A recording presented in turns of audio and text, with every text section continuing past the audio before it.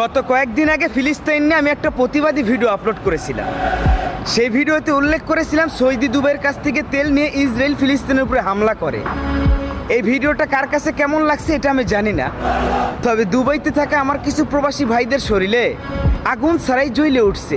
কেন রে ভাই, তোমরা কি দুবাইয়ের প্রেসিডেন্টের দায়িত্বে আছো নাকি? ফিলিস্তিন নিয়ে প্রতিবাদ করার তো মুরাদ হয় নাই, আবার আমরা করছি এটাতেই ওভার রিয়াক্ট করো, আবার আমাকে হুমকি দাও আমার এই স্ক্রিনে ঝুলে ভিডিও করবা। ঠিক আছে ভাইয়া, তুমি করো, সমস্যা নাই। আগে আমার এই ভিডিওটা তোমরা যাচাই করো। 100 জনের মধ্যে যদি 30 জন খারাপ বলে তাহলে আমাকে বলো, তোমাদের ভিডিও করতে হবে না, আমি ভিডিওটা ডিলিট করে দিব।